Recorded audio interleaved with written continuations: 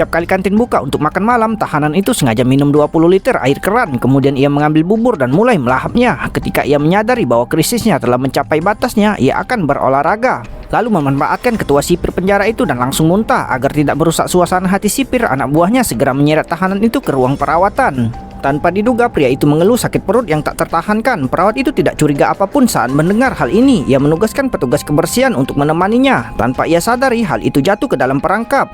Petugas pembersih internal mengerahkan segenap tenaganya untuk menekan pintu sehingga memberi kesempatan bagi pria itu untuk mencongkel sandaran toilet. Setelah kedua pria itu masuk ke dalam pipa dinding, mereka mengembalikan kotak besi yang telah dilepas ke keadaan semula. Kemudian mereka segera menyelinap ke ruang utilitas penjara, mengambil kayu yang telah dimodifikasi terlebih dahulu, memasangnya dengan kuat di bagian bawah kendaraan pengawal, dan kemudian masuk ke dalam kayu itu. Namun saat mereka mengira telah melarikan diri, kendaraan pengawal tiba-tiba dihentikan oleh penjaga penjara dan pemeriksaan rutin menyeluruh pun dilakukan.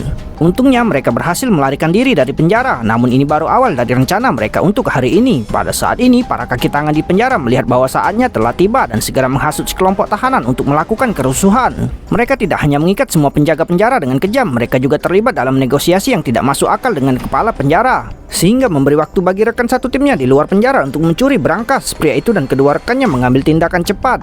Mereka meledakkan kontrol gesek kartu di lintas balap, menyebabkan petugas keliru percaya bahwa ini adalah kegagalan peralatan. Ketika semua pemain memasang taruhan menggunakan uang sungguhan, kas dapat terisi dengan jumlah uang yang besar dalam waktu singkat. Kemudian mereka bertiga langsung menyamar sebagai pekerja pemeliharaan dan menyelinap ke ruang bawah tanah arena pacuan kuda. Selama mereka menerobos dinding yang menghubungkan ke berangkas, mereka bisa menggunakan pipa untuk mengambil uang di berangkas. Pria itu mengeluarkan beberapa alat yang telah disiapkan sebelumnya, serta beberapa kantong garam dan permen pelangi, mencampurnya secara menyeluruh dan dengan cepat menuangkannya ke dalam kantong plastik tertutup. Lalu menggunakan kandungan gula untuk membuat ketiganya menghasilkan reaksi oksidasi yang hebat. Begitu panas dan energi padat bergesekan satu sama lain, gas dapat langsung memicu ledakan. Ia segera memasukkan bom ke dalam pipa lalu melarikan diri. Rekan satu timnya begitu ketakutan hingga mereka berdiri di sana dalam keadaan linglung. Namun yang membuat pria itu bingung adalah ketika rekan satu timnya bereaksi, tidak terdengar suara bom di dalam pipa. Tanpa diduga, saat ia hendak maju untuk memeriksa, bom itu tiba-tiba meluncur keluar dari pipa ke arah berlawanan.